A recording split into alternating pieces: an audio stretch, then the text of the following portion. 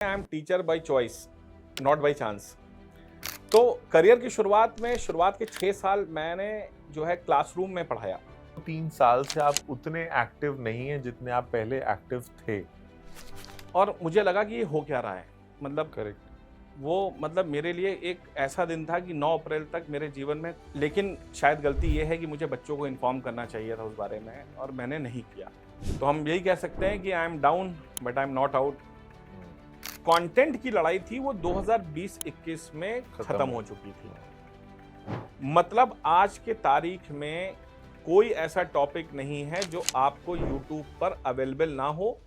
अब तो भाई साहब बूफे है। आपने अभी नाम लिया एक बड़े जायंट का जिसको डूबते हुए देखा, और मैं आपको बता दूं कि उसके पीछे 2 और आ रहे हैं। ठीक है, नाम नहीं लेना चाहूँगा मैं उनका। हमारा जो प्रेजेंट सिस्टम है वो लाइव क्लास के अराउंड इतना ज़्यादा कॉन्सेंट्रेटेड है कि टीचरों के पास समय ही नहीं है कि बच्चे की वो काउंसलिंग कर पाएँ। बच्चा ही पूछता है कि सर मेरा सिलेक्शन नहीं हो रहा है, सर मैं मॉक टेस्ट दे रहा हूँ मेरा स्कोर नहीं बन रहा है। एडटेक्स ये एक ऐसी चीज़ है जो आपको बता नहीं रही है। तो मतलब आप राजेंद्र नगर खाली करवा देने वाले हो। शायद आपके किसी एक आंसर से किसी बच्चे की ज़िंदगी पे बड़ा इम्पैक्ट पड़ सकता है। एंटरप्रेन्योर जिसको फंडिंग की जरूरत हो, है ना, वो कैसे अप्रोच करे, आपने कैसे किया?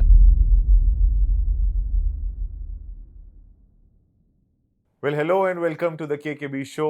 My name is Krishna Kunal Bagoria and आप देख रहे हैं क्या है विद केकेबी। आज हमारे साथ एक ऐसी हस्ती है, आई गेस, जो हम जीवन में कभी नहीं भूल पाते हैं। टीचर्स, यस, जो हमारा बेस बनाते हैं, जो हमें सिखाते हैं स्क्रैच से चीज़ें। घर पे तो ऑफ कोर्स कहते ही हैं लोग कि माँ बाप ही फर्स्ट आपके टीचर होते हैं, लेकिन एक स्कूल टीचर, एक कॉलेज टीचर, वो टीचर्स ऐसे होते हैं जो आपको नर्चर करते हैं और आपको सिखाते हैं कि जीवन में आगे बढ़ना कैसे है। Hello, greetings to all of you. Today I have none other than Mr. Kashif Ansari sir. Thank you so much for coming on my show, sir. Thank you.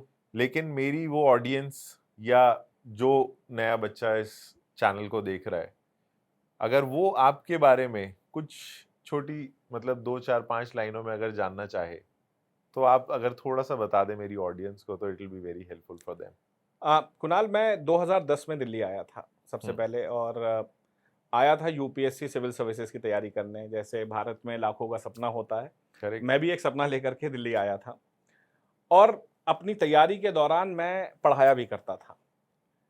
लेकिन वो जो पढ़ाने का शौक था ना, वो कब पैशन में कन्वर्ट हो गया मुझे उसका एहसास नहीं हुआ। और उस पार्ट टाइम को ऐसे मैं कन्वर्ट हुआ फुल टाइम में कि मुझे पढ़ाने में मज़ा आने लगा। मतलब मैं, आप कह सकते हैं I am teacher by choice, not by chance. तो करियर की शुरुआत के 6 साल मैंने जो है क्लासरूम में पढ़ाया। जो मार्कर और बोर्ड पे खड़े होकर के 6 साल मैंने पढ़ाया। एक्चुअली सच बताऊँ तो वहीं से मैं एक्चुअल टीचर बना। हज़ारों लाखों के बच्चों को मैंने पढ़ाया होगा 6 सालों में। और जब 2016 में दिसंबर के आसपास इंटरनेट का पेनिट्रेशन भारत में होने लगा, तो सारी चीज़ें ऑनलाइन मूव होने लगीं, और शायद भारत के सबसे पहले टीचरों में से मैं शामिल था जो ऑनलाइन मूव हो गया था मार्च 2017 में। तो मार्च 2017 में मैं ऑनलाइन शिफ्ट हुआ। उस समय चारों ओर जो है ऑनलाइन का बूम था, और मैंने पढ़ाया और बच्चों ने बहुत प्यार दिया। लाखों मिलियंस में व्यूज़ आए, बच्चों ने बहुत प्यार दिखाया। और सन 2017 से लेकर सन 2025 तक 8 सालों में मैं ऑनलाइन एजुकेशन से ही जुड़ा रहा, डिफरेंट कंपनीज़ के थ्रू। और पैशनेट एजुकेशन के साथ साथ मैं मैनेजमेंट प्रोफेशनल की तरफ भी बढ़ा, क्योंकि मुझे लगा कि आप मैनेजमेंट के थ्रू भी किस तरह से बच्चों की हेल्प कर सकते हैं, और ज़्यादा डेटा के थ्रू और ज़्यादा इंसाइट्स के थ्रू बच्चों को सक्सेस की ओर कैसे ले जा सकते हैं।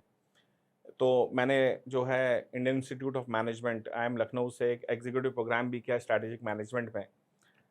तो पिछले 8 सालों में मैं एज एजुकेटर और मैनेजमेंट प्रोफेशनल के रूप में भी काम कर रहा हूँ। तो 2010 से 2025 तक का सफ़र, जिसमें 6 साल मेरे ऑफलाइन रहे और उसके बाद से 8 साल करीब अभी ऑनलाइन हो चुके हैं। और अब आप क्या लाए हैं? अब आप कहाँ काम कर रहे हैं? अब हम लेकर के आ रहे हैं डिजिटल वेंचर्स, ओके, इंडिया का पहला personalised online learning platform for self learners. वाह, और सेल्फ लर्नर सुनते ही लोगों को लगता है कि सेल्फ लर्निंग का मतलब होता है एक ऐसा इंसान हम्म, जो खुद से पढ़ाई करता है। हम्म, ऐसा नहीं है Kunal, everybody in India is a self learner. Hmm, problem क्या है कि आप लाइव क्लास तो चला रहे हो, हम्म, लेकिन उस लाइव क्लास को अटेंड करने वाले बच्चे जो हैं वो हार्डली 10% हैं। मतलब 90% बच्चे जो हैं वो क्लासेस को रिकॉर्डेड फॉर्मेट में ही देख रहे हैं, एज पर दे ओन पेस, एज पर they own convenience, at any time, at anywhere. Hmm. तो everybody is a self learner. तो अब हम डिजिटल वेंचर्स बना रहे हैं जो कि इंडिया का पहला पर्सनलाइज्ड ऑनलाइन प्लेटफॉर्म होगा सेल्फ लर्नर्स के लिए। सो कई लोग क्या होता है कि एक बारी फेल हो जाते हैं ना, तो लोग उसको दिल पे लगा लेते हैं, मैं बोलता हूँ, है ना। And failures I guess India में उतना अब शायद फिर भी लोग उसको एक्सेप्ट करने लगे हैं और उसको उस तरीके से लेते हैं कि नहीं, फेल हो गए हैं तो this is a learning, but then usually people don't take it that way. But I guess आपने शायद उसको नए नज़रिए से देखा, आपने बोला कोई बात नहीं, फेल हो गए हैं, कोई प्रॉब्लम नहीं है, एटलीस्ट मेरे जो वो डेफिसिट्स थे मैं नए बच्चों को सिखाऊंगा एग्जैक्टली। और उनको बताऊंगा कि भाई ये डेफिसिट्स नहीं करने हैं, which is a smarter way of learning, जिस राइट? बिकॉज फेलियर्स जो होते हैं वो स्टेपिंग स्टोन टुवर्ड सक्सेस हैं। एब्सोल्युटली। जब तक कि आप फेल नहीं होंगे, जब तक कि आपको जीवन की सच्चाइयां नहीं मालूम होगी। देखिए, हारता वो है जो खेलता नहीं है। जो खेलता है वो या तो सीखता है या फिर जीत या तो जीतता है। बिल्कुल सही हारता बात वो है, है जो खेलता नहीं है। बिल्कुल ठीक सो बात participation is the most important thing. है, एब्सोल्युटली। तो फेलियर होना, सक्सेस मिलना, ये part and parcel of life है। सर, आप 15 साल से पढ़ा रहे हैं, टीचिंग में हैं। बहुत सारे, जब मैं रिसर्च कर रहा था आपके बारे में, डिटेल्स और मैंने निकाली, कुछ कमेंट्स मैंने देखे, तो मेरे को लगा शायद 2-3 साल से आप उतने एक्टिव नहीं हैं जितने आप पहले एक्टिव थे। तो कोई स्पेसिफिक रीज़न जिसकी वजह से आप उतने एक्टिव नहीं थे, या एक वो डिसीजन आपने लिया कि नहीं, मेरे को एक ये थोड़ा सा गैप लेना है या स्पेस लेना है, या मेरे को उतना कनेक्टेड नहीं रहना है बच्चों के साथ?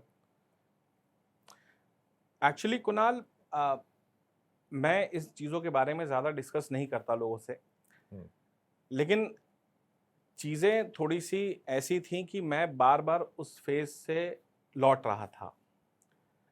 सब कुछ जीवन में बिल्कुल सही चल रहा था। 2020 में अक्टूबर में हमने अपना एक स्टार्टअप स्टार्ट किया और बच्चों ने बहुत प्यार दिया, बहुत ज़्यादा प्यार दिया, और हमने 6 महीने के अंतर्गत हम्म। एक बहुत सब्सटैंशियल अमाउंट ऑफ बच्चों को अपने प्लेटफॉर्म पे जोड़ा, और उनमें से बहुत सारे बच्चों का सिलेक्शन भी हुआ। क्या नाम था इस स्टार्टअप का? इस स्टार्टअप का नाम था online ventures. Online benchers, okay. Yes. और सब कुछ सही चल रहा था। अप्रैल 2021 की बात है। Hmm, it was 10th of April. सुबह मेरे डैड का फोन आता है कि mom is not well. Hmm, actually 10th April 2021 वो डेट है जो कोविड की सेकेंड वेव की शुरुआत का पहला दिन था। हम्म, और मेरी मॉम की तबीयत थोड़ी सी, कई दिनों से बुखार था उन्हें। हम्म, उनके 2 बार कोविड टेस्ट हुए, वो नेगेटिव आए। और डॉक्टर्स को जब दिखाया तो उन्होंने बताया कि इन्हें बुखार है, ठीक हो जाएंगी। लेकिन 10 अप्रैल को सुबह मेरे डैड का फ़ोन आया कि मॉम इज़ नॉट वेल। तो मैंने कहा ठीक है, मैं आ रहा हूँ। वी लिव इन लखनऊ, हमारा घर लखनऊ में है, मैं दिल्ली में रहता हूँ। और मैंने अपनी फ़्लाइट की टिकट बुक करी और मैं साकेत रहता हूँ, और मैं वसंत विहार तक ही पहुँचा था और मेरे पास खबर आई कि mom has passed away. oh shit, तो वो एक काफ़ी बुरा दिन था मेरे लिए लाइफ में। मैं घर पहुंचा, हमने मॉम का क्रिमेशन किया, घर आया मैं लौट के, और रात में 1 बजे मुझे फिर खबर मिली कि माई जीजू पास्ड अवे। oh shit, और मुझे लगा कि ये हो क्या रहा है, मतलब करेक्ट। वो मतलब मेरे लिए एक ऐसा दिन था कि 9 अप्रैल तक मेरे जीवन में कुछ भी नहीं हो रहा था, हम्म। और 2 दिन में मेरे घर में मेरी मॉम और मेरे जीजू दोनों लोग की डेथ हो गई। माय जीजू लिव्स इन वाराणसी, हम वहाँ गए और मेरी दीदी की भी बुरी हालत थी, तो मुझे समझ में आया इवेंचुअली कि my whole family has been infected with COVID. और उस टाइम तो बॉडीज को हाथ भी नहीं लगाने हाँ, दे रहे थे। और जीजू की डेथ हो गई, मॉम की डेथ हो गई, my father was in ICU, वो भी कोविड इन्फेक्टेड, दीदी वाज इन आईसीयू, वो भी कोविड इन्फेक्टेड। और फिर मैंने सोच लिया था कि अब शायद मैं जीवित रहूं या ना रहूं, लेकिन मैं इस हालात में अपने परिवार को नहीं छोड़ सकता।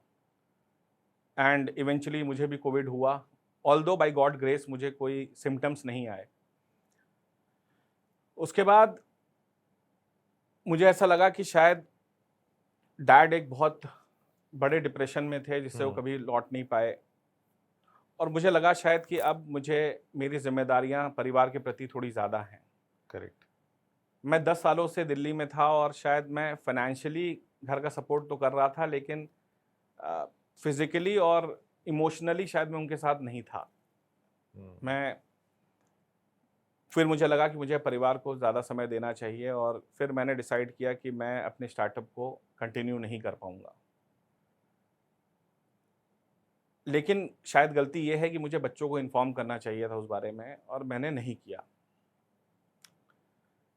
लेकिन अगले 2-3 महीने बाद मुझे लगा कि भाई घर परिवार चलाना है, लेकिन मैं दिल्ली नहीं लौट सकता, तो मैंने लखनऊ से ही फिर ऑनलाइन फिर एक और तो कंपनी फिर ज्वाइन उस करी। स्टार्टअप का क्या हुआ? किसी और को आपने हैंड ओवर वो कर दिया? स्टार्टअप जो है उसे जो फाउंडर जो इन्वेस्टर थे उन्होंने ही अपनी कंपनी में उसे मर्ज कर लिया, और वो कंटिन्यू हो गया। लेकिन इवेंचुअली उसमें बच्चों को, हम नहीं थे वहाँ पर, मैं चला गया था वहाँ से, और हमारे साथ डॉक्टर अमित सिसोदिया भी थे। जिस वजह से वो बच्चे आए वो हाँ, सर जो नहीं थे। वो नहीं थे, और फिर 2-3 महीने बाद अब परिवार तो चलाना ही है, तो मैंने एक और बिल्कुल। कंपनी ज्वाइन करी, और सिर्फ एज अ टीचर मैं पढ़ा रहा था, और 6 महीने तक मैंने वहाँ पे पढ़ाया। लेकिन मुझे ऐसा लग रहा था कि डैड की हालात लगातार ख़राब हो रही है। Oh. He was in depression, extreme depression. तो मुझे लगा कि शायद मुझे ये माहौल चेंज करने की आवश्यकता है। ज़रूरत है कि घर का माहौल चेंज किया जाए, एटमॉस्फेयर चेंज किया जाए। और उसी बीच मुझे बैंगलोर से एक बड़ी कंपनी से ऑफ़र भी था। सो मुझे लगा कि शायद हम लखनऊ से बैंगलोर चले जाएँगे तो चीज़ें बेहतर हो जाएँगी। करेक्ट। और फाइनली मैंने डैड को भी कन्विंस किया कि हम बैंगलोर चलते हैं और will start a new life. The day I joined the company इन बैंगलोर, उसके 3 दिन बाद my dad passed away.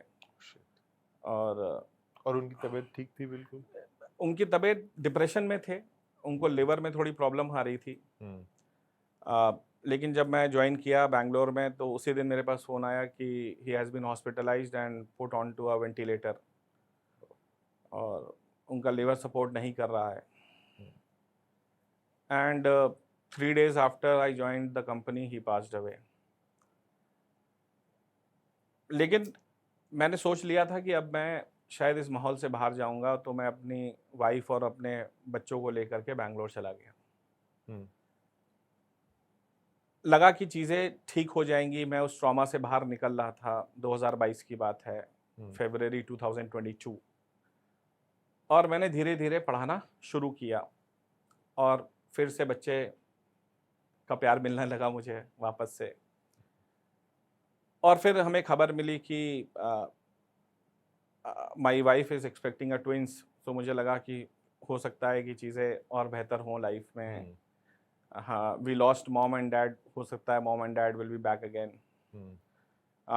Unfortunately, in September 2022, in the 6th month of pregnancy, due to some complication, both the childs were born in a very premature and a very bad condition.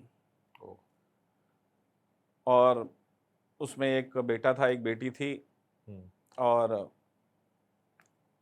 the boy suffered from NEC, that is necrocyting, that the boy was suffering from NEC, that is a intestinal rupture.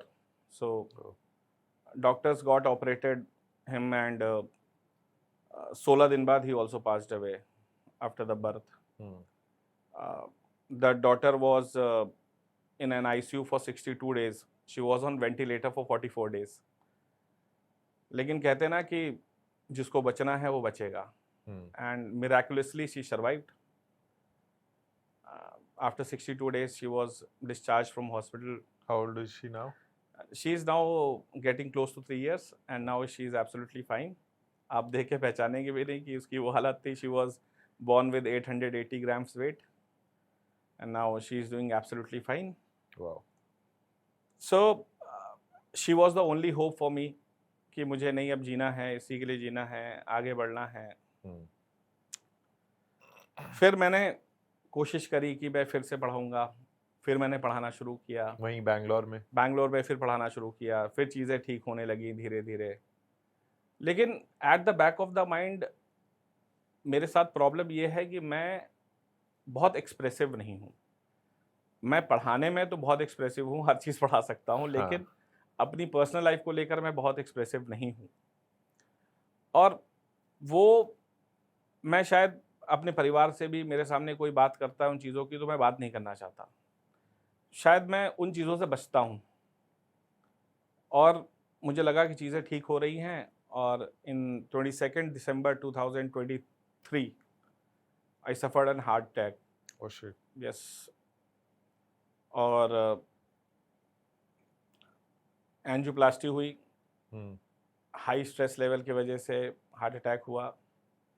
Angioplasty हुई, stent लगे. लेकिन फिर एहसास हुआ कि यार ये जीवन ऐसे तो नहीं चलेगा. उसी बीच हमारे सबसे अच्छे टीचर डॉक्टर अमित सिसोदिया हमारे बहुत बेस्ट फ्रेंड हैं. डॉक्टर अमित सिसोदिया को भी हार्ट में प्रॉब्लम निकली और he also got major open heart surgery. तो ऐसा लग रहा था कि यार हो क्या रहा है, मतलब चल क्या रहा है, कि मतलब चीज़ें कंट्रोल में नहीं आ रही हैं. तो उस 2021 से 25 के बीच मैंने कोशिश कई बार की कि मैं वापस आऊं उस लय में, लेकिन मैं जब वो लय पकड़ता हूं उससे पहले कोई हादसा हो जाता है. लेकिन बाय गॉड्स ग्रेस दिसंबर 2023 से अब जुलाई 2025 आ गया है. बाय गॉड्स ग्रेस अब टचवुड कोई ऐसा इवेंट लाइफ में नहीं हुआ. तो हम यही कह सकते हैं कि I am down but I am not out. और वो एक कराटे किड मूवी में एक बहुत फेमस डायलॉग है, the life always punches you down but the real human is that who stands up to face the punch again. Absolutely. So एक बड़ी अच्छी कहावत भी है कि जिंदगी में बहुत अच्छा वक्त हो या बहुत बुरा वक्त हो, हमेशा नहीं रहता. हमेशा नहीं रहता. समय निकल जाता है. करेक्ट. और शायद मैं उसी इंतज़ार में हूँ कि शायद वो समय निकल गया है तो. और शायद अब हम उसी ताकत से, उसी एनर्जी से we are back to teach now. Absolutely. And I guess ये सारे उन बच्चों की ब्लेसिंग्स होगी जिनको आपने पढ़ाया, कहीं ना कहीं किसी एक मुकाम पे पहुंचाया, और उन बच्चों का प्यार होगा, उनके पेरेंट्स की ब्लेसिंग्स होगी कि इतनी सारी मुश्किलों के बाद भी you are still thriving. Yes. मैं मतलब उन बच्चों से उनको थैंक यू भी बोलना चाहता हूँ आज कि शायद उनकी ब्लेसिंग की वजह से मैं बच भी गया, वापस खड़ा भी हो गया. और सॉरी भी कहना चाहूँगा कि मैंने 4 साल से आप लोगों को बताया नहीं कि जीवन में हो क्या रहा था. लेकिन इवेंचुअली बच्चे बहुत बार पूछते रहे कि हो क्या रहा है, लेकिन मैं नहीं बता पाया. लेकिन शायद कुणाल आज आपने मुझे थोड़ा सा, कहते हैं ना कि इंसान के अच्छा है ना सर, पता चलना चाहिए बच्चों को भी. आपने जो है इंसान के अंदर जा जाके जो है उससे असलियतें निकलवाई ली. नहीं, ये जानना बहुत जरूरी था क्योंकि I was just going through a lot of comments and I realised कि आप शायद पहले इतना ज़्यादा कनेक्टेड थे बच्चों के साथ एंड डेली बेसिस पे उनसे कॉन्वर्जेशन भी इतनी होती होगी कि बाद में वो उनको फील होता है. अभी मैं आपसे रोज़ बात कर रहा हूँ, एकदम से अलूफ हो जाऊं तो फिर लगेगा ना कि कहाँ गए सर। नहीं, मैंने बहुत कोशिश की। मैं जब हाँ। हार्ट अटैक के बाद मुझे लगा यार कि अब शायद I need to be more close to the religious things, correct. Spirituality की ओर हाँ, आगे वो बढ़ते बिल्कुल हैं। माइंडसेट हम्म, बिल्कुल चेंज हो जाता है मुझे लगा बंदे भाई का। जब कुछ वर्क नहीं कर रहा है तो शायद ऊपर वाला साथ दे। बिल्कुल। And I went to a spiritual journey. मैं सऊदी गया। आई अच्छा। Went to the holy cities of Makkah and Medina. Hmm. गया वहाँ, आंसू बहाए, वेंट आउट कर दिया पूरा वेंट वहाँ। आउट कर दिया, और शायद हाँ उसके बाद से कोई इवेंट्स हुए नहीं लाइफ में। सर, हमने बात करी कि आपकी जो जर्नी थी, एंड ऑफ कोर्स आप 15 साल से इस इंडस्ट्री में हैं। आजकल हम इतना ज़्यादा बूम देख रहे हैं टेक में, है ना। आपने डिजिटल ट्रांसफॉर्मेशन किया, आप ऑनलाइन गए, आपने कहा कि आप पहले आपने भाप लिया था कि भाई अब लोग जो है ऑनलाइन जा रहे हैं, हमें भी वही करना है, and you started your own venture also, you said. But अभी जो हम बूम देख रहे हैं, या मैं सीधे बोल दूं बायजूस का हाल हमने देखा अभी क्या हुआ, है ना। आपको क्या लगता है ये कहाँ जा रही हैं चीजें? आपको नहीं लगता एकदम उथल पुथल हो रही हैं चीजें, एकदम से राइज किया एंड देन सीधा कट? कुणाल, मैं पिछले 15 सालों से एजुकेशन में रहा, और मैंने हर लेवल ऑफ एजुकेशन को देखा है, starting from offline to online, और अभी फिर से एक चेंज देखने को आ रहा है। तो पिछले 15 सालों में मैंने देखा कि एजुकेशन जो है वो 3 बार मैंने इसमें शिफ्ट देखे हैं। जब मैंने पढ़ाना शुरू किया था तो उस समय एजुकेशन जो थी, वहाँ पे सबसे बड़ी लड़ाई थी कंटेंट को लेकर के। करेक्ट। भाई उस समय पे जो बेहतरीन टीचर होते थे वो एक्सेसिबल टू ऑल नहीं थे। जो अच्छे टीचर थे वो एक्सेसिबल टू ऑल नहीं थे। एक तो बहुत कॉस्टली था, करेक्ट। एक्सेसिबिलिटी नहीं थी, और वो सिर्फ बड़े शहरों में ही सीमित थे। तो आप देखेंगे कि जब 2010 वाला जो दौर था, 2010-11 वाला, तो उस दौरान क्या होता था कि एक टीचर ने क्लास छोड़ी और वो नीचे उतर के जाता था, तो देखते थे बहुत सारे बच्चे खड़े रहते थे ताकि जो क्लास में बच्चे पढ़ रहे हैं उनसे वो नोट्स ले सकें। हाँ। तो उस जमाने में कंटेंट की लड़ाई बहुत थी, हाँ, नोट्स क्योंकि मिल जाए वही हाँ, ऐसा होता था कि बहुत हो गया। नोट्स मिल गए, मेरा काम हो गया।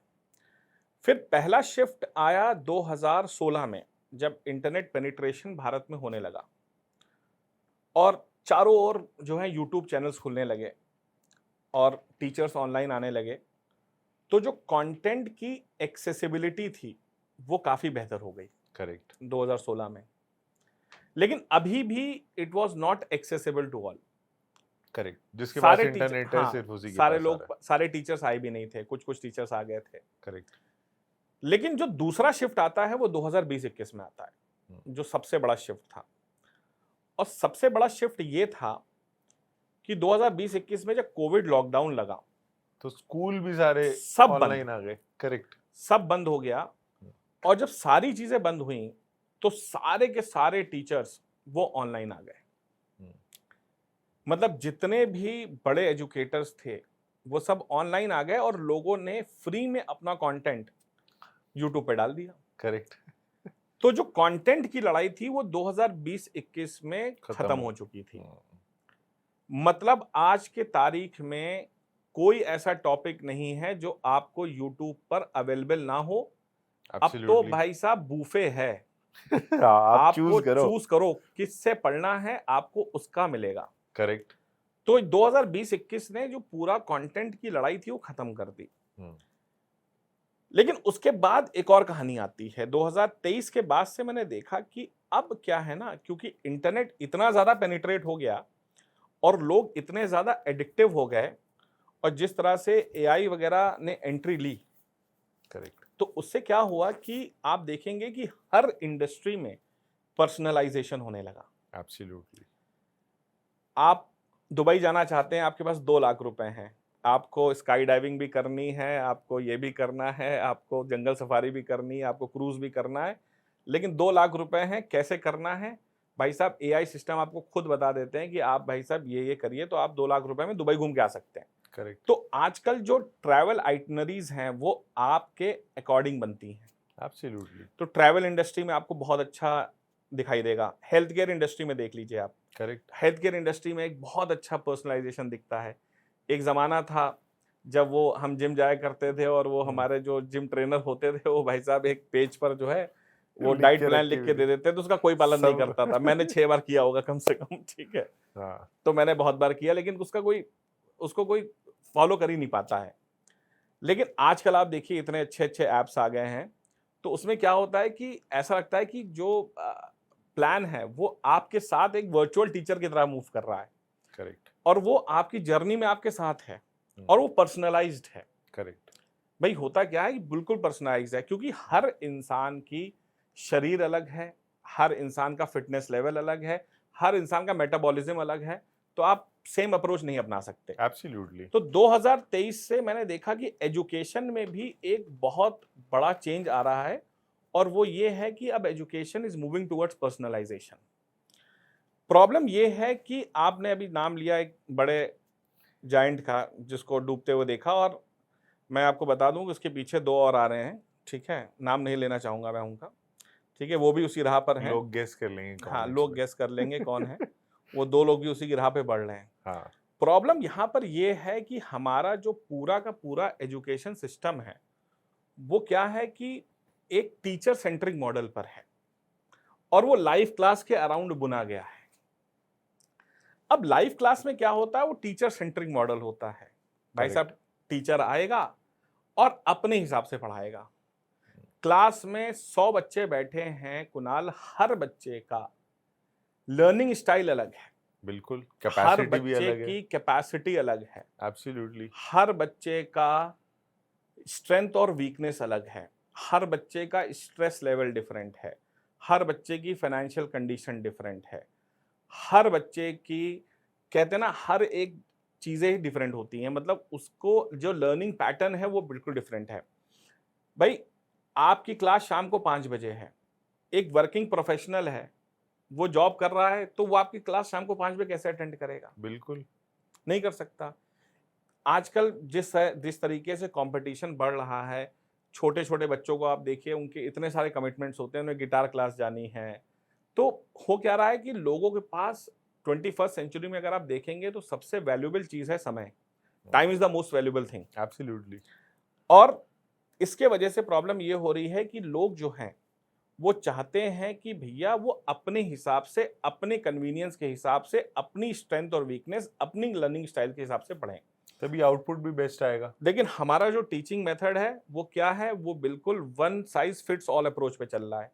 अब इमेजिन करिए एक हॉस्पिटल है, वहां पर एक कैंसर पेशेंट आता है, एक हार्ट पेशेंट आता है, किडनी पेशेंट आता है, और बिना डायग्नोसिस के अगर उनका इलाज किया जाए तो आप सोचिए कि क्या आउटकम निकलने वाला है। बिल्कुल तो वही हो रहा है कि पिछले 2 सालों में प्रॉब्लम ये है कि एडटेक्स क्यों नीचे जा रहे हैं, जो एक समय में बहुत अच्छा कर रहे थे, वो नीचे इसलिए जा रहे हैं क्योंकि जो मेन स्टेक होल्डर था इस पूरे इकोसिस्टम में, वो स्टूडेंट था, और student was never the centre point of attraction, correct है ना? सेंटर पॉइंट हमेशा बच्चा था, और उसकी डिमांड को फुलफिल नहीं कर पा रहे हैं एडटेक्स। आप इमेजिन करिए एक रेस्टोरेंट है, अब उस रेस्टोरेंट में आपने क्या किया कि बेहतरीन जो है, आपने खूबसूरत सा रेस्टोरेंट बना दिया, वर्ल्ड क्लास इंटीरियर करा दिए, आपने सेलिब्रिटी शेफ्स रख दिए, आपने वर्ल्ड क्लास कटलरी ले आए, लेकिन खाना is very normal. So actually में खाना जो था वो मेन स्टेक होल्डर है आपके रेस्टोरेंट का, करेक्ट बाकी तो एम्बियंस बाद बाकी की बात है सेकेंडरी चीजें हैं। करेक्ट लेकिन उसी तरह जो एजुकेशन में जो बच्चा है वो मेन स्टेक होल्डर है, जब तक कि उसको सक्सेस नहीं मिलेगी, उसके हिसाब से पढ़ाई नहीं होगी, ये इकोसिस्टम चलेगा नहीं। और इसी वजह से आप देखेंगे कि अब कुछ ऐसे एडटेक सामने आ रहे हैं जो इन प्रॉब्लम्स को आइडेंटिफाई कर रहे हैं और बच्चों के हिसाब से पर्सनलाइज्ड और कस्टमाइज्ड सॉल्यूशन दे रहे हैं, ताकि लर्निंग आउटकम और बेहतर हो सके। सर आप पर्सनलाइज लर्निंग की बात कर रहे हो, थोड़ा सा और मेरे को डिटेल में बताओगे कि पर्सनलाइज लर्निंग से क्या मतलब है? अच्छा, पर्सनलाइज्ड लर्निंग कुणाल क्या होती है, आप समझिए। सपोज करिए आप किसी भी एग्जाम की तैयारी कर रहे हैं, तो जब आप किसी एग्जाम की तैयारी करते हैं तो आपका मकसद क्या है? उस एग्जाम को निकालना, करेक्ट ना कि उस एग्जाम के लिए मास्टरी हासिल करना। तो मेन मकसद Correct. होना चाहिए एग्जाम निकालना। करेक्ट अब पर्सनलाइज्ड लर्निंग का मतलब ये है कि सबसे बड़ी प्रॉब्लम मैं आपको बताऊं कुणाल, 90% जो स्टूडेंट्स हैं उनको यही नहीं मालूम कि क्या वो एग्जाम के लिए एलिजिबल हैं भी या नहीं है। आपको नॉक नीज की प्रॉब्लम है, आपको फ्लैट फुट है, आप कलर ब्लाइंड हैं और आप डिफेंस के एग्जाम देने की तैयारी कर रहे हैं, यार तुम एलिजिबल ही नहीं हो। करेक्ट। तो पहले तो आपको यही मालूम होना चाहिए कि आप इस एग्जाम के लिए एलिजिबल हैं या नहीं है। और ये बच्चे को पढ़ने के बाद एग्जाम हाँ। देने की टाइम पे समझ में आता है। हाँ, अब होता क्या है कि हमारा जो प्रेजेंट सिस्टम है वो लाइव क्लास के अराउंड इतना ज्यादा कॉन्सेंट्रेटेड है कि टीचरों के पास समय ही नहीं है कि बच्चे की वो काउंसलिंग कर पाए। करेक्ट। मैंने पिछले 2 सालों में एक और बहुत अच्छा शिफ्ट देखा है। आज जब क्लास में बच्चे 10 क्वेश्चन करते हैं तो 10 में से 8 जो हैं डाउट एकेडमिक नहीं होते हैं, बल्कि जनरल डाउट्स होते हैं, क्योंकि कंटेंट की लड़ाई तो है नहीं, मैंने बताया आपको। करेक्ट। 2011 में 10 में से 8 डाउट एकेडमिक होते थे, अभी हाँ। 10 में से 8 डाउट जनरल हो गए। बच्चा ही पूछता है कि सर मेरा सिलेक्शन नहीं हो रहा है, सर मैं मॉक टेस्ट दे रहा हूं, मेरा स्कोर नहीं बन रहा है। अब बीइंग अ टीचर हमारे पास तुक्का मारने के अलावा और कोई ऑप्शन नहीं है।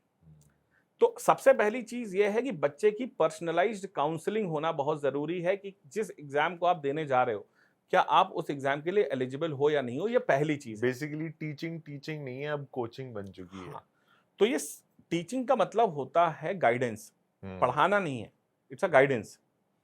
तो पहला स्टेप ये है कि आप बच्चे की एक पर्सनलाइज्ड काउंसलिंग करिए। काउंसलिंग करने के बाद दूसरी चीज ये है कि बच्चे का लर्निंग स्टाइल समझिए। भाई हर बच्चे का लर्निंग स्टाइल डिफरेंट है। किसी को चीजें देखकर समझ में आती हैं, किसी को पढ़ के समझ में आती हैं, किसी को लिख के समझ में आती है, किसी को प्रैक्टिस करके समझ में आती हैं। करेक्ट। तो आपको सबसे पहले काउंसलिंग के बाद उस बच्चे का लर्निंग स्टाइल टेस्ट लेना चाहिए ताकि आपको मालूम चले कि उसकी लर्निंग स्टाइल कैसी है। करेक्ट। उसके बाद आप क्या करें कि बच्चे का एक इनिशियल डायग्नोसिस करें। इनिशियल डायग्नोसिस का मतलब यह है कि हर एग्जाम में एक यूनिक नंबर ऑफ टॉपिक्स होते हैं। हाँ। उन टॉपिक्स के आप क्वेश्चन बच्चों से करें तो मालूम चलेगा कि इनिशियल डायग्नोसिस में कि ये बच्चा अपने स्कोर से, सेफ स्कोर से कितना दूर है। सपोज करिए एक एग्जाम का सेफ स्कोर 180 नंबर है 300 में से, और इनिशियल डायग्नोसिस से हमें मालूम चलता है कि इस बच्चे का स्कोर 100 नंबर आ रहा है, मतलब ये बच्चा भी 80 नंबर दूर है। करेक्ट। अब इस 80 नंबर को पहुंचाने के लिए हमें क्या करना चाहिए? तो सबसे पहले तो आप ये पूछिए कि भैया तुम कितना पढ़ सकते हो एक दिन में।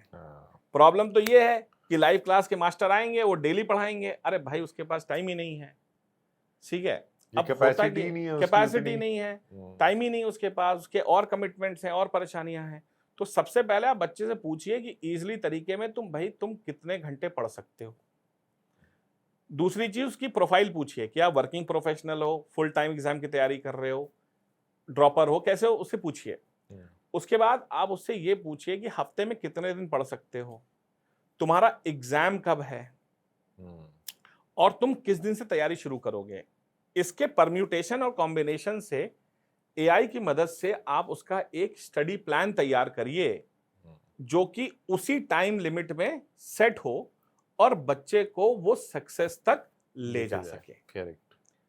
और सबसे इंपॉर्टेंट बात यह है कि उसमें आपको लाइव क्लास देने की कोई आवश्यकता नहीं है। लाइव क्लास देने की कोई आवश्यकता नहीं है। दुनिया में हर टॉपिक आप एक टॉप क्लास लेवल से रिकॉर्डेड फॉर्मेट में पढ़ा सकते हैं। बच्चा उसे पढ़ सकता है। आप उसके साथ उसे बहुत ही बढ़िया टॉपर्स के लिखे हुए हैंड रिटन नोट्स दे सकते हैं।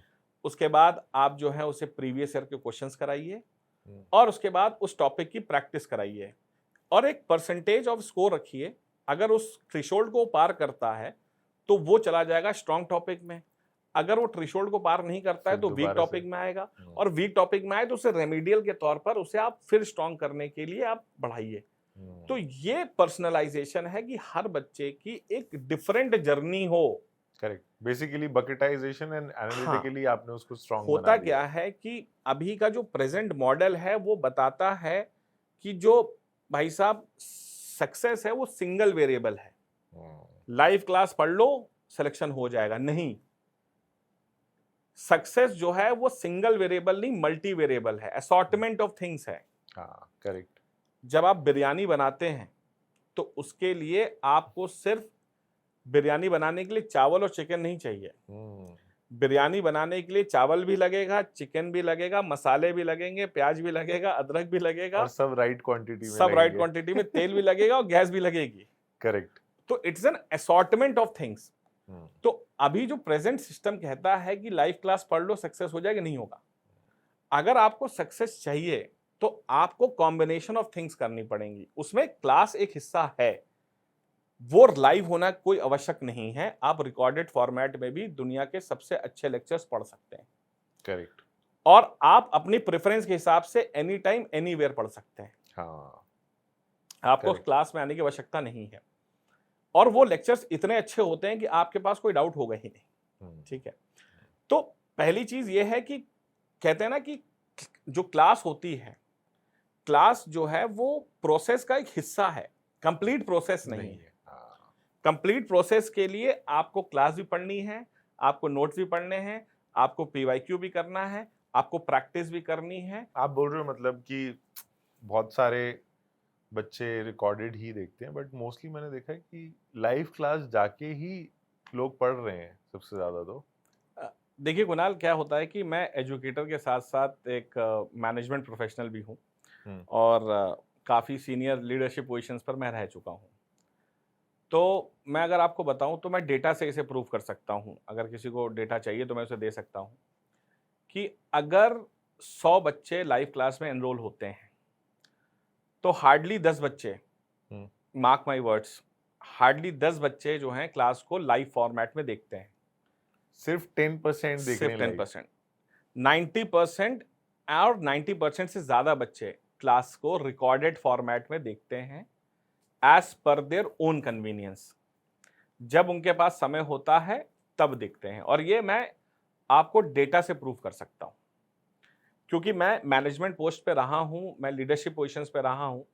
और एडटेक्स ये एक ऐसी चीज है जो आपको बता नहीं रही है, लेकिन मैं आपको सच बता रहा हूं कि 90% से ज्यादा बच्चे क्लासेस को रिकॉर्डेड फॉर्मेट में देख रहे हैं। और इसीलिए हम उन बच्चों को डिजिटल वेंचर्स में सेल्फ लर्नर्स कहते हैं। तो क्या लाइव क्लासेस जो है वो, क्या लाइव क्लासेस एक्चुअली लाइव भी हैं? नहीं, लाइव क्लास लाइव होती है, बिल्कुल होती है, लेकिन बच्चे उसे देखते रिकॉर्डेड फॉर्मेट में हैं। इसीलिए डिजिटल वेंचर्स को हमने कहा India first personalised online platform for self learners. Self learners का ये मतलब नहीं है कि वो बच्चा जो कोचिंग नहीं जाता या खुद से पढ़ाई करता है। Everybody in India is a self learner. क्योंकि प्रॉब्लम यह है कि 100 में से 10 बच्चे ही लाइव देख रहे हैं, तो इसका मतलब है कि 90% बच्चा तो सेल्फ लर्नर ही है ना। करेक्ट। तो एक्चुअल में बच्चे की सेल्फ लर्निंग का ही सबसे इंपॉर्टेंट काम है। तो 90% से ज्यादा बच्चे सेल्फ लर्निंग से ही क्लास देखते हैं। और ये डेटा पॉइंट है और प्रूवन है। और इसीलिए डिजिटल वेंचर्स का जन्म होता है कि भाई इस लाइव क्लास की इतनी ज्यादा कोई आवश्यकता नहीं है। यार कुणाल, आप जो हैं IIT जेईई की तैयारी करते हैं, साथ में आप जो हैं VIT की तैयारी करते हैं, साथ में आप बिटसैट की तैयारी करते हैं। भाई थर्मोडायनेमिक्स तो थर्मोडायनेमिक्स है ना। VIT की थर्मोडायनेमिक्स अलग नहीं होती है, बिटसैट की अलग नहीं होती है, जेईई की अलग नहीं होती है। बेस तो सेम ही है। बेस सेम है। करेक्ट। तो उसे लाइव पढ़ने की कोई आवश्यकता नहीं है। आप एक बार थर्मोडायनेमिक्स अच्छे से रिकॉर्ड कर दीजिए और आप उसे बढ़िया से पढ़ लीजिए। अलग से एप्लीकेशन बनाया ऑल टुगेदर? कुणाल, हमने जो है इस प्रोडक्ट को वेबसाइट पे लाइव कर दिया है। आप वेबसाइट पे इसे देख सकते हैं और अगले कुछ दिनों में आप देखेंगे कि एप्लीकेशन पे भी प्रोडक्ट लाइव है। लेकिन अभी कुछ ऐसे फीचर्स हैं हमारे, जैसे AI स्टडी प्लानर हमारा, वो हम अभी उसकी फाइनल टेस्टिंग वगैरह कर रहे हैं। AI study planner? AI study planner आप थोड़ा सा मेरे को बताओ। AI study planner? AI study planner, जैसा कि मैंने आपको अभी पहले भी बताया था कि बच्चे के लिए एक पर्सनलाइज्ड स्टडी प्लानर जो बच्चे की लर्निंग स्टाइल, बच्चे के लिए पर्सनलाइज्ड काउंसलिंग, बच्चे की स्ट्रेंथ और वीकनेस और बच्चे की प्रोफाइल के आधार पर उसको क्या पढ़ना चाहिए और कब पढ़ना चाहिए, तो बच्चे की प्रेफरेंस के हिसाब से वो है हमारा पर्सनलाइज्ड AI स्टडी प्लानर, जो हम जल्दी ही लाइव करेंगे। सो लेट्स से मैं 6 महीने से मैं पढ़ रहा हूँ, लेकिन अब 2 महीने पास आ गए हैं एग्जाम, है ना?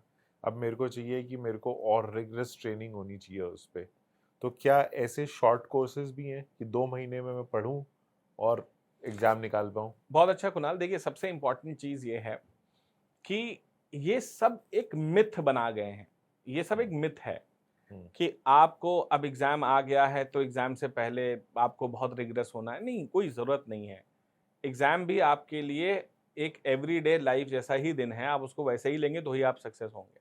हम्म, दूसरी चीज, अब बात यहाँ पे आती है कि अगर आपका प्रोफाइल ऐसा है हम्म, कि आप जो हैं एक वर्किंग प्रोफेशनल हैं, आपके हम्म, पास समय कम है, हम्म, आप जो हैं एक स्टूडेंट हैं, आप स्कूल जाते हैं या कॉलेज जाते हैं, हम्म, आप फुल टाइम तैयारी नहीं कर रहे हैं, हम्म।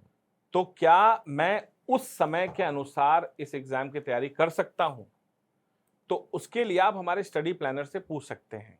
कौन कौन से एग्जाम्स हैं जो आप कवर करते हैं? कुणाल, हम शुरू कर रहे हैं अभी यूपीएससी सीडीएस एग्जाम के साथ, कंबाइंड डिफेंस सर्विसेज। हम्म, आने वाले समय में हम सीएपीएफ एनडीए भी लेके आएंगे।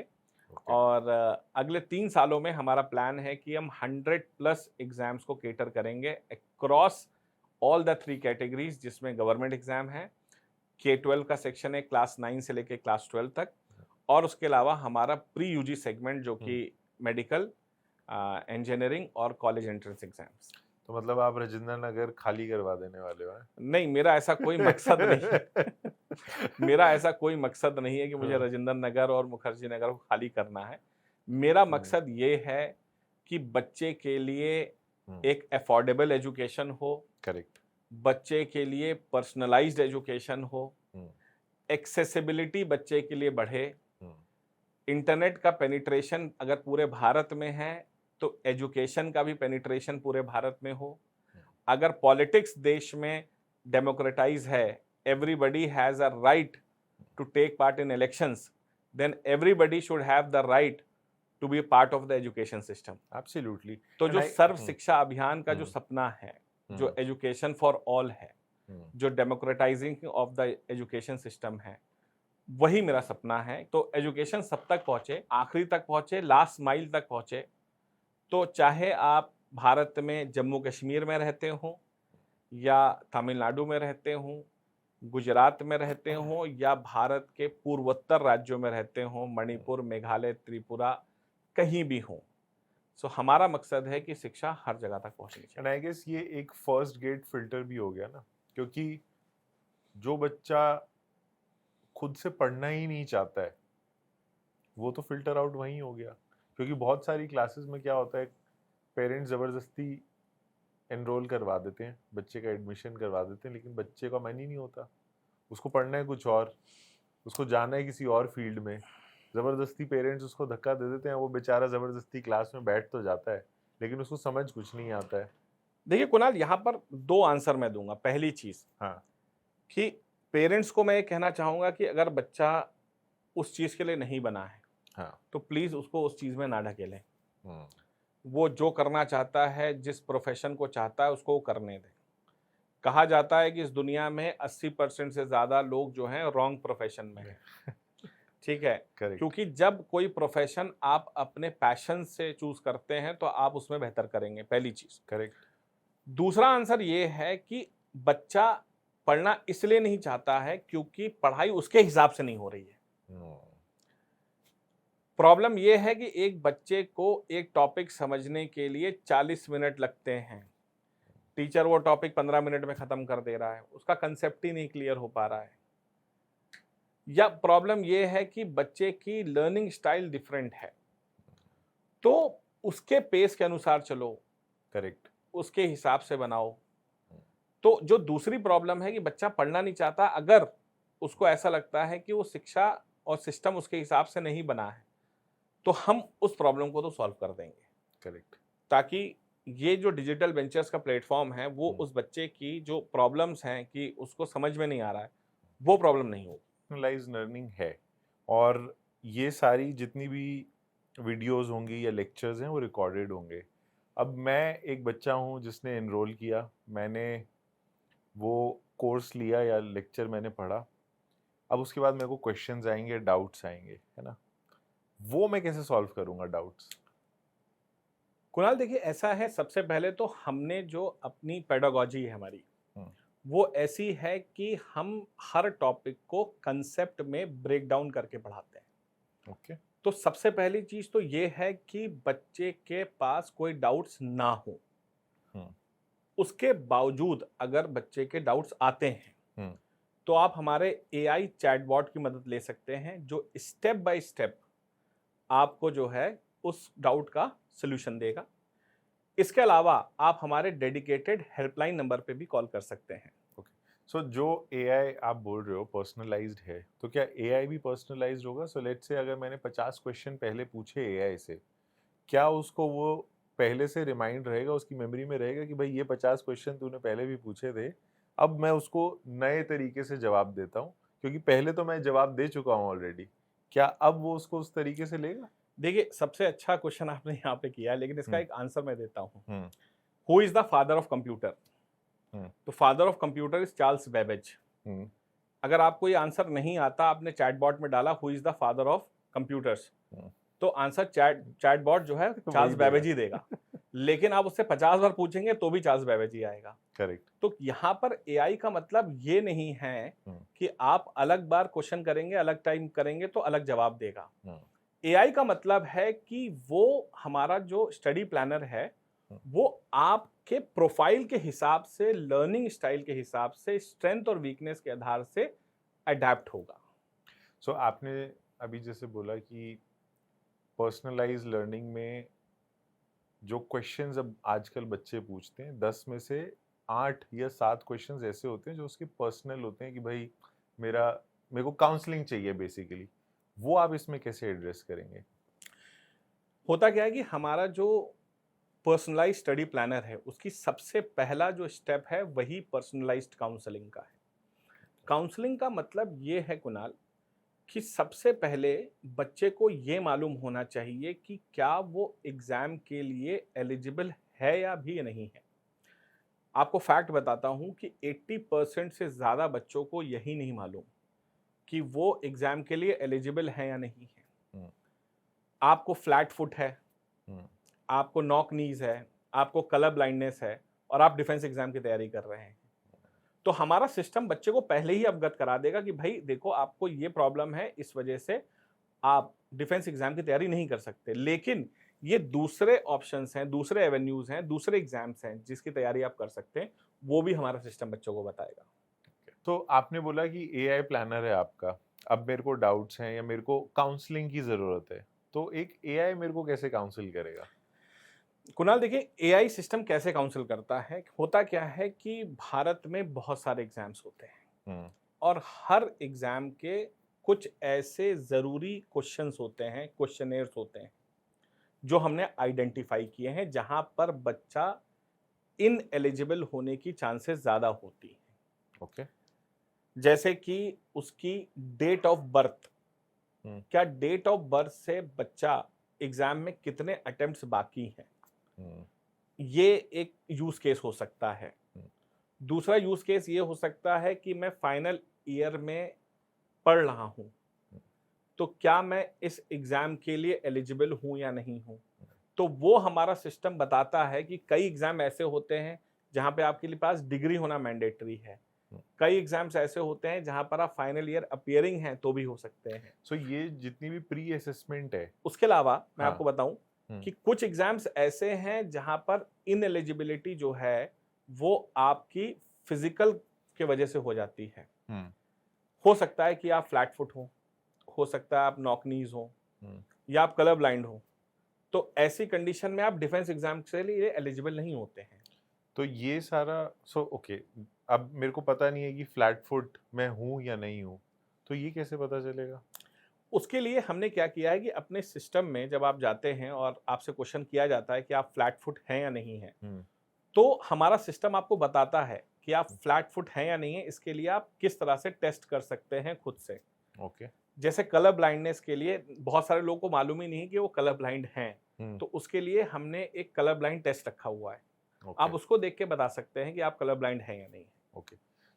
एंड ये सारा एनालिटिकल रिपोर्ट भी आप देते हैं फिर सिस्टम के थ्रू? जी, सो जब बच्चा काउंसलिंग पूरी हो जाती है, उससे मान लीजिए कि हर एग्जाम के लिए कहीं पे 15 क्वेश्चंस हैं, कहीं 17 क्वेश्चन है, तो बच्चा जब ऑन बोर्ड होता है अपने क्वेश्चंस के लिए, वो अपने क्वेश्चंस के जवाब देता है, तो जब आपकी काउंसलिंग खत्म होती है तो सिस्टम सबसे पहले हमें ये बताता है कि आप एग्जाम के लिए एलिजिबल हैं या नहीं हैं। अगर आप एलिजिबल हैं तो फिर आपको सिस्टम आगे ले जाता है।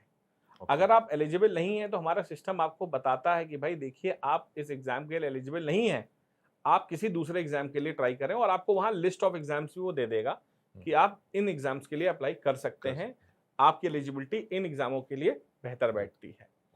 अब आप बात करते हैं एनालिटिक्स की। देखिए, होता क्या है कुणाल कि हमारे पास इसके लिए एक मॉड्यूल है जिसे हम ट्रैकिंग मॉड्यूल कहते हैं। ओके।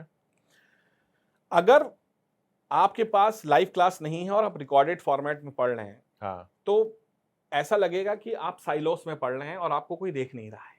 करेक्ट। लेकिन हमने जो सिस्टम बनाया है डिजिटल वेंचर्स में, हम क्या करते हैं, बच्चे के लिए एक वर्चुअल टीचर की तरह बिहेव करते हैं।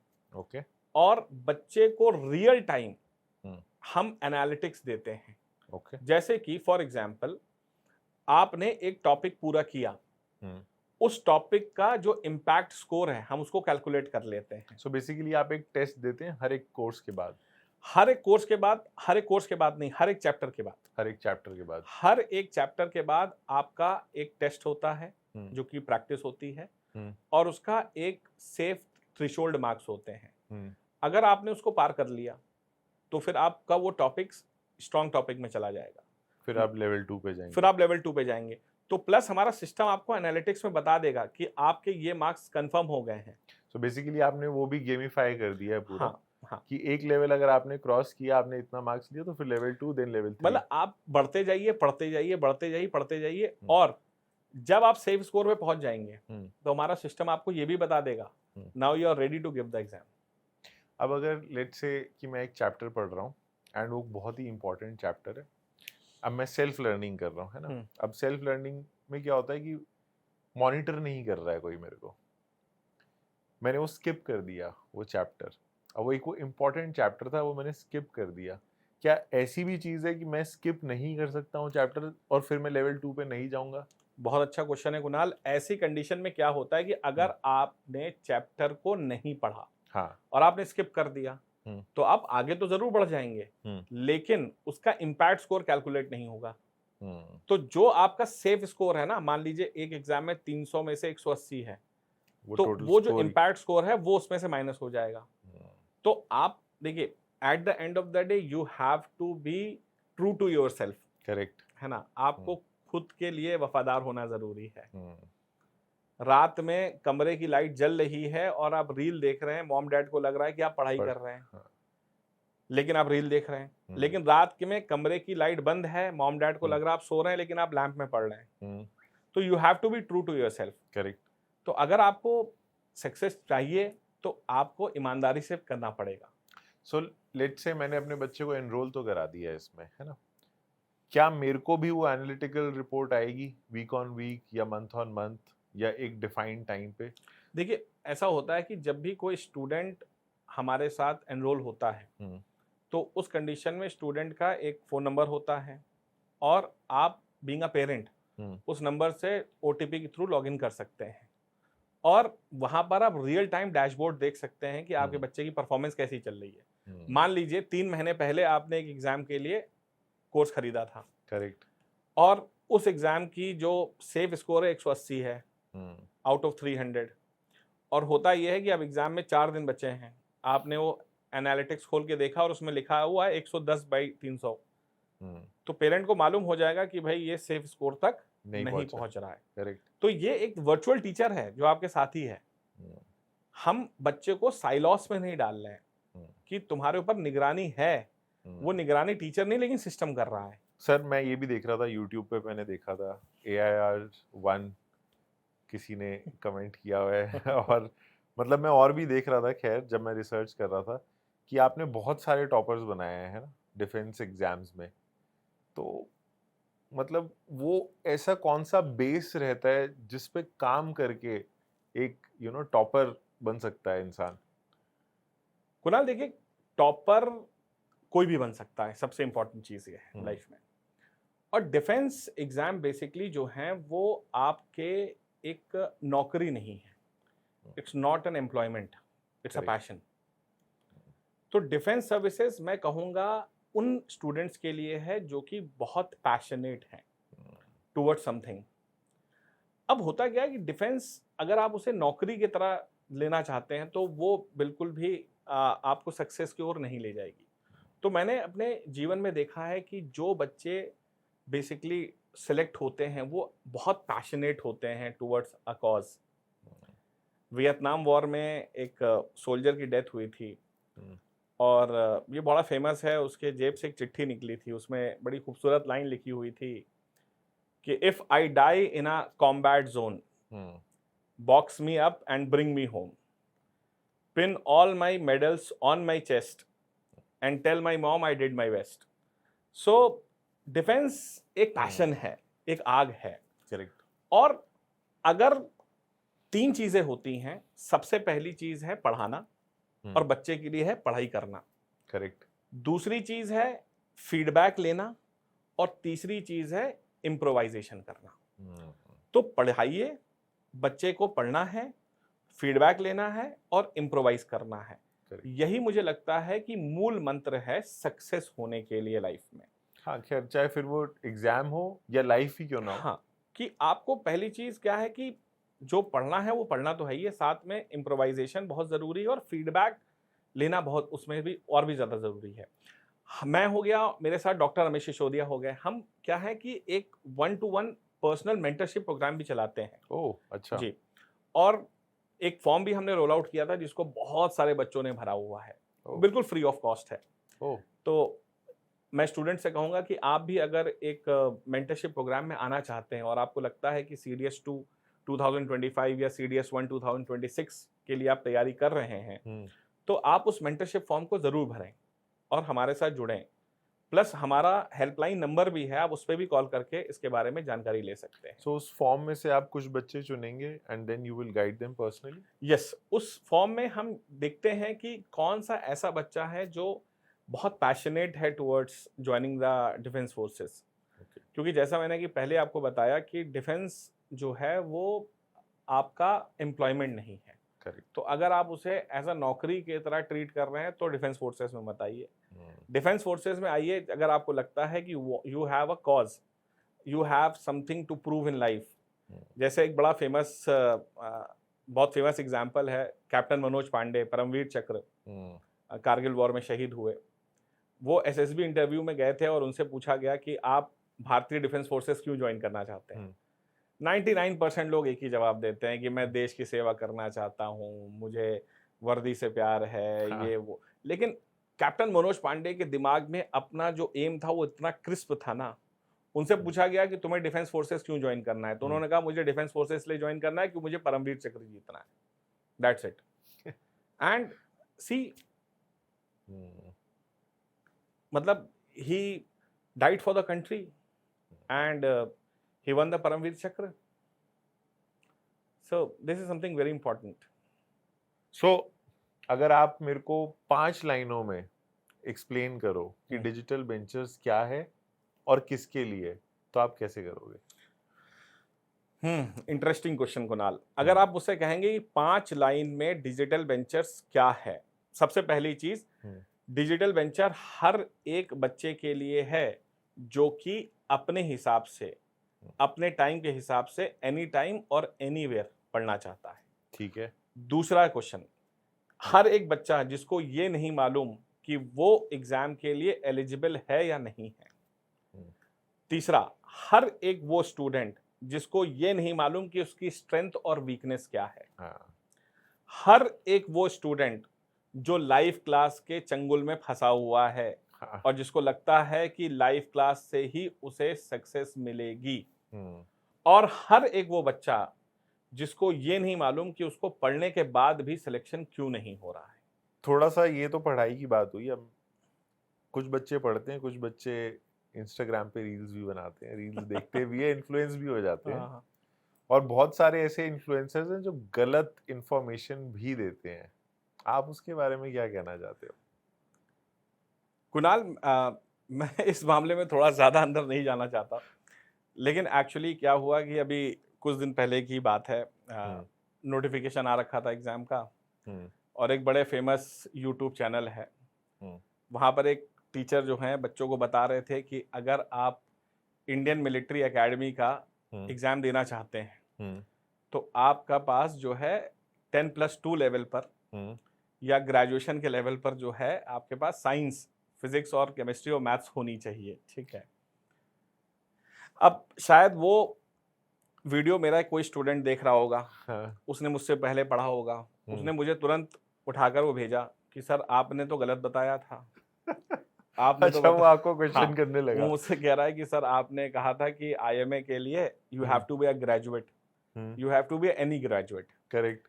और यहाँ पे तो बताया जा रहा है कि हमें जो है फिजिक्स और मैथ्स होनी मैंडेटरी है। हम्म, तो मैं कुणाल आपको यही बताना चाहूँगा कि देखिए बहुत सारे लोग हैं, मैं किसी को भी क्रिटिसाइज़ नहीं करूँगा, पहली चीज़ तो हम्म, हर टीचर बहुत मेहनत करता है।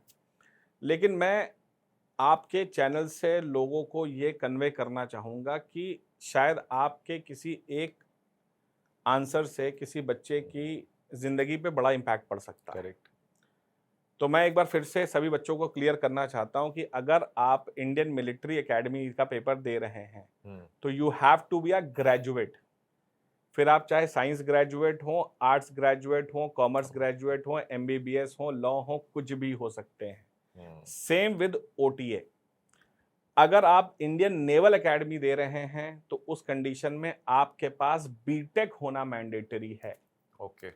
और अगर आप एयरफोर्स एकेडमी दे रहे हैं तो उस कंडीशन में आप ग्रेजुएट हो सकते हैं, लेकिन 10+2 लेवल पर आपके पास फिजिक्स और मैथ्स होना मैंडेटरी है। तो ये तो बात हुई सर्विसेज के लिए, लेकिन एंटरप्रेन्योर्स भी बहुत सारे आ रहे हैं, है ना? यंग इंडिया आज की डेट में, हम्म, खैर, हमारे प्रधानमंत्री जी भी काफ़ी ज़्यादा प्रमोट कर रहे हैं जी। एंटरप्रेन्योर्स को। कोई ऐसा एंटरप्रेन्योर जिसको फंडिंग की ज़रूरत हो, है ना? वो कैसे अप्रोच करे? आपने कैसे किया? हाँ, बहुत अच्छा क्वेश्चन है एक्चुअली। ये एक बहुत बड़ी मेजर प्रॉब्लम है कि अगर आप अपना बिजनेस स्टार्ट कर रहे हैं तो फंडिंग की शुरुआत कैसे करें। करेक्ट। और अगर आप सिर्फ आइडिएशन स्टेज पर हैं हुँ, और आपके पास अगर पैसों की कमी है, हुँ, आइडिया आपके पास है, पैसे की कमी है, तो ऐसी बात नहीं है कि आप अकेले नहीं हैं। हाँ, आपका साथ देने के लिए भारत सरकार है। करेक्ट। हमारे ऑनरेबल प्राइम मिनिस्टर ने जो startup India seed fund scheme start की थी, हुँ, हुँ, ओह! सीसीडी, कंपल्सरी कन्वर्टेबल डिबेंचर्स के रूप में, ओके, ओसीडी के रूप में भी मिल सकता है। ओके, और सबसे इंटरेस्टिंग बात मैं बताऊं कि हमारी डिजिटल वेंचर्स की शुरुआत भी सबसे पहले स्टार्टअप इंडिया सीड फंड से ही हुई थी। Oh wow! और हमारे आइडिएशन स्टेज पर भारत सरकार ने हमें जो है वैलिडेट किया था हमारे आइडिया को, हुँ, और हमें फंडिंग दी थी। तो मैं सभी बडिंग एंटरप्रेन्योर से कहना चाहूँगा कि आप जो हैं बहुत सारी जगहों से, अगर आपके पास पैसे नहीं हैं, वीसी कनेक्ट्स नहीं हैं, एंजल इन्वेस्टर्स नहीं हैं, तो आपके पास बहुत ऑप्शन हैं। आप सरकार के through startup India seed fund के थ्रू जा सकते हैं, टाइड स्कीम के थ्रू जा सकते हैं, सामर्थ्य स्कीम हो गई, जेनेसिस स्कीम हो गई। तो गवर्नमेंट ऑफ इंडिया स्टार्टअप्स को बहुत सपोर्ट कर रही है इस समय देश में, और बहुत अच्छे तरीके हैं जहां पर आप बिना किसी एक्सटर्नल वीसी और एंजल फंडिंग के रूप थ्रू भी, बिना भी आप अपने स्टार्टअप को अच्छे से बढ़ा सो सकते हैं। आपने वहाँ से पहली फंडिंग वहाँ उठाई और अब आप कहाँ हैं? आ, कुणाल, ये अच्छा क्वेश्चन है। सबसे इम्पोर्टेंट ये है कि हुँ, हमने कोशिश ये की सबसे पहले कि हम स्टार्टअप इंडिया सीड फंड के पास हम एक्चुअली सेकंड लेवल पे पहुंचे थे। ओह! पहले ओके, हमने बूटस्ट्रैपिंग करी। ओके, तो हमने जो है खुद से बहुत सारे पैसे हुँ, कंपनी में इन्फ्यूज़ किए थे, हुँ, और हुँ, उसके बाद हम स्टार्टअप इंडिया में गए जहाँ पर हमें प्री सीड राउंड मिला था। और उसके बाद हमने जो है अपना पूरा प्रोटोटाइप बनाया, उसके बाद हमने अपना टेक डेवलपमेंट किया, प्रोडक्ट लाइव किया है। तो अब ओके, हम प्रोडक्ट लाइव स्टेज पर हैं, और हुँ। अब हम आगे बढ़ रहे हैं। सो अगर किसी बच्चे को आपसे कनेक्ट करना हो, जानने के लिए थोड़ी-सी गाइडेंस चाहिए हो, तो क्या वो कॉन्टैक्ट कर सकता है आपको? जी, बिल्कुल कॉन्टैक्ट कर सकता है। हमारा एक डेडिकेटेड हेल्पलाइन नंबर है, ओके, आप उस पे बेशक कॉल मैं कर डाल सकते दूँगा हैं। इसी में ही, हाँ, अपने नीचे कमेंट्स तो में। मैं बच्चों से बस रिक्वेस्ट करूँगा कि अगर आपके पास वाक़ई में कुछ अच्छी क्वेश्चंस हों या वाकई में आपको हमारी ज़रूरत है, तो आप उस नंबर पे ज़रूर कॉल कर सकते हैं या हमें व्हाट्सएप भी डाल सकते हैं। Will get back to you. Sir, आपने जो प्रॉब्लम बोली ना, मेरे को अपने दिन याद आ गए। अगर काश मेरे पास भी उस टाइम ऐसा टेक होता, है ना, जिसमें पर्सनलाइज्ड लर्निंग होती, तो आई वाज जस्ट थिंकिंग, मतलब थ्रू आउट द पॉडकास्ट, की चीज़ें कितनी चेंज होती। मैं आकाश इंस्टीट्यूट में जाता था, है ना, उसमें 400 बच्चे पढ़ते थे और स्प्रे एंड प्रे वही वाला हिसाब था कि टीचर आए, उन्होंने बच्चों को पढ़ाया, आगे के जो 2 बेंच थे सिर्फ उन्हीं को समझ आ रहा है, बाकी किसी बच्चे को समझ में नहीं आ रहा है। एंड एट द एंड जब क्लास खत्म होती थी ना, मैं सोचता था यार मेरे को नहीं आता, उन बच्चों को तो आता है, मेरे से ही शायद कुछ गलती हो रही है कि मैं समझ नहीं पा रहा हूँ। बट फिजिक्स मेरे को ढंग से समझ में आ रहा है, शायद मैथ्स नहीं आ रहा है, केमिस्ट्री आ रही है, शायद बाकी चीज़ें नहीं आ रही है। बट हाँ, अगर उस टाइम मेरे पास भी अगर पर्सनलाइज लर्निंग होती, है ना, और मेरे मोबाइल पे होता कि मेरे को जब पढ़ना है मैं तब पढ़ सकता हूँ, जो मेरे क्वेश्चंस है मैं एआई से पूछ सकता हूँ, टीचर्स अवेलेबल है 24/7, मैं कॉल उठा के बोल सकता हूँ सर इस टाइम पे मेरे को ये प्रॉब्लम आ रही है। कई बच्चे होते हैं दिन में पढ़ते हैं, कई बच्चे होते हैं रात में उनको अच्छी पढ़ाई होती है। तो I guess this is a boon for new kids who are watching us also, who can seek guidance from you, and of course अब आपका एप्लीकेशन आ जाएगा तो हर बच्चे के मोबाइल में रील्स नहीं, कुछ पढ़ने के लिए भी होगा। नहीं, बिल्कुल आप सही कह रहे हैं कुणाल। एक्चुअली पढ़ाई का कोई थंब रूल नहीं होता है।